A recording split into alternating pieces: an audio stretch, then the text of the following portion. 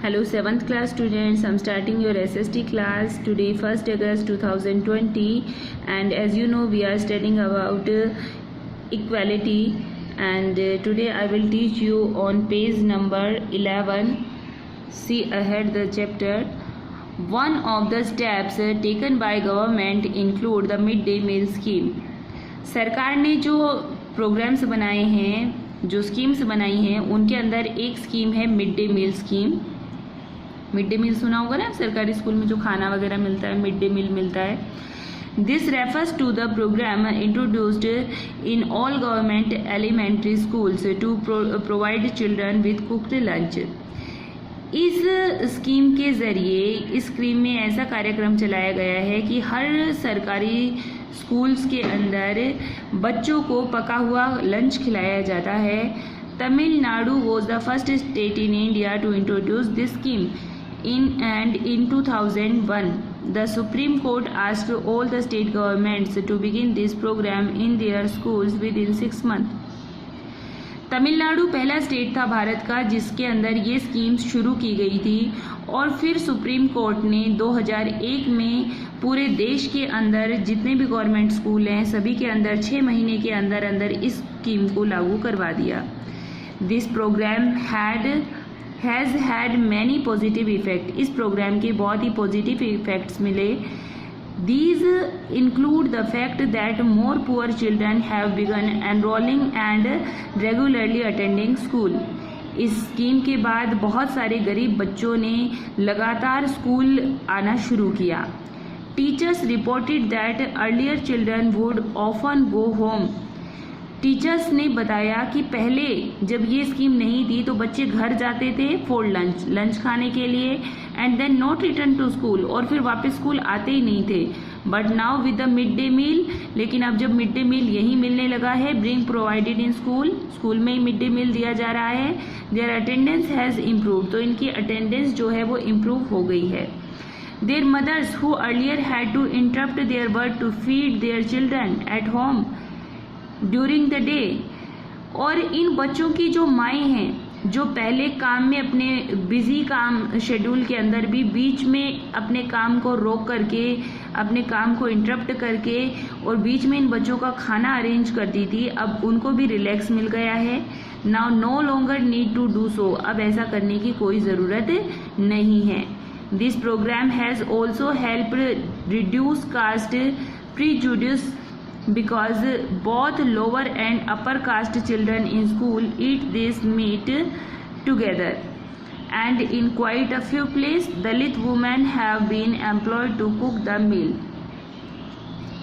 This program has also helped reduce caste prejudices. ये जो scheme है इसके जरिए जो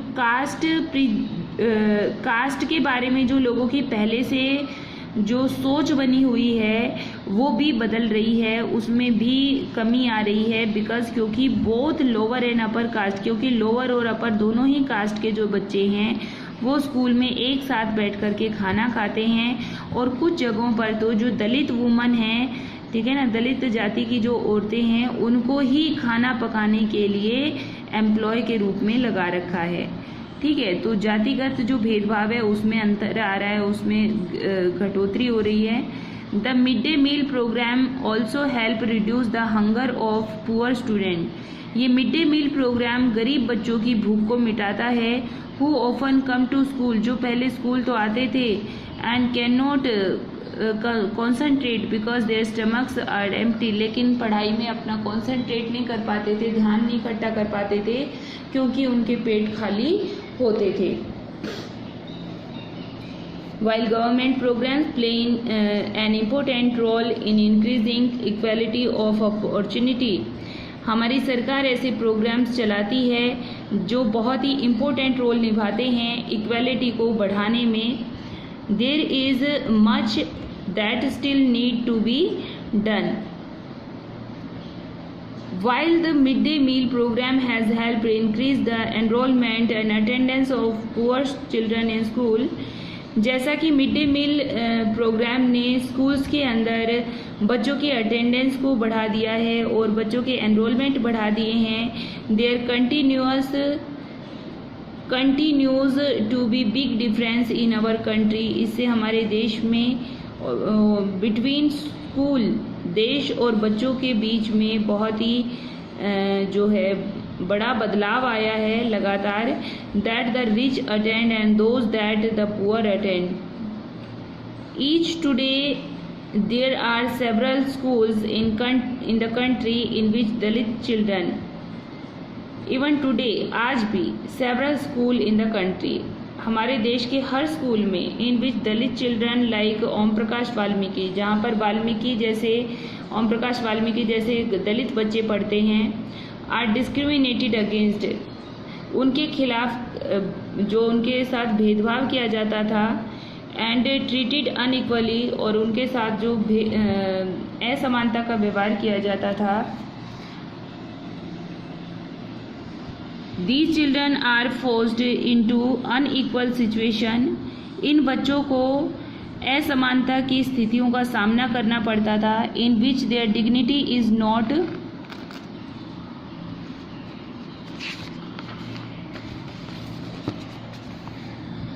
not respected। इनकी कोई गरिमा, इनका सम्मान नहीं करता था, गरिमा की इनकी कोई केयर नहीं करता था। There is because people refuse to think of them as equal even though the law requires it। क्योंकि उस समय जो लोग थे वो इस बात को समझते ही नहीं थे, इस बात के बारे में सोचते ही नहीं थे कि इनको भी हमारे समान रहने का अधिकार है, ठीक है, या कोई कानून की ज़रूरत है ना। तो one of the main reason for this is that attitude change very slowly. बहुत सारे कारण हैं कि इस एटीट्यूड में धीरे धीरे बदलाव आता जा रहा है। Even though persons are aware that discrimination is against the law. लोगों को समझ में आ गया है कि इस तरह का भेदभाव जो है वो कानूनन अपराध है। They continue to treat people unequally on the basis of their caste. जिन लोगों को उन्होंने लगातार कास्ट के बेस पर अनइक्वल ट्रीट किया है, रिलीजन के आधार पर, डिसेबिलिटी के आधार पर, इकोनॉमिकल स्टेटस के आधार पर, and because they are woman, और इसलिए कि वो औरत हैं। ज़्यादातर जो डिस्क्रिमिनेशन होता है वो इन्हीं आधारों पर होता है। तो it is only when people begin to believe that no one is inferior and that every person deserve to be treated with dignity. जो हमारे भारतीय संविधान के अंदर जो इक्वालिटी का जो हमें समानता का जो अधिकार मिला है, उसके ज़रिए हर व्यक्ति अपना सम्मान डिज़र्व करता है, ठीक है, और उसे डरने की कोई ज़रूरत नहीं है, वह किसी से कम नहीं है। That present attitude can change. और इन कानूनों के ज़रिए जो प्रेजेंट एटीट्यूड है उसको भी बदला गया है या बदल दिया गया है, बदला जा सकता है। Establishing equality in a democratic society is a continuous struggle. देखो, मैंने आपको पहले भी बताया था कि ये जो समानता, इक्वालिटी वाली जो बात है, ये इंसान के दिल से आती है, ठीक है ना। इसे कोई कानून के ज़रिए हम दबा सकते हैं, लेकिन ख़त्म तभी कर सकते हैं जब हम हमारे मन से चाहेंगे। तो ये जो हमारा लोकतांत्रिक देश है, लोकतांत्रिक समाज है, उसके अंदर इक्वालिटी को स्थापित करना एक अपने आप में स्ट्रगल वाला काम है। And one in which individual as well as various communities in India contribute. Bharat में एक नहीं बहुत सारी कम्युनिटीज़ रहती हैं, तो सभी को समझाना, सभी को समझाया जा रहा है, इन कानूनों के ज़रिए दबाव डाला जा रहा है। And you will read more about this in this book. इस बुक में ही आप इक्वालिटी के बारे में और भी ज़्यादा स्टडी करोगे। सो कल हम पढ़ेंगे issues of equality in other democracies. Other democracies में किस तरह से इक्वालिटी का इशू होता है। ओके स्टूडेंट्स, तो जितना पढ़ाया गया है उसे रीड कीजिएगा। So thank you, bye, have a nice day.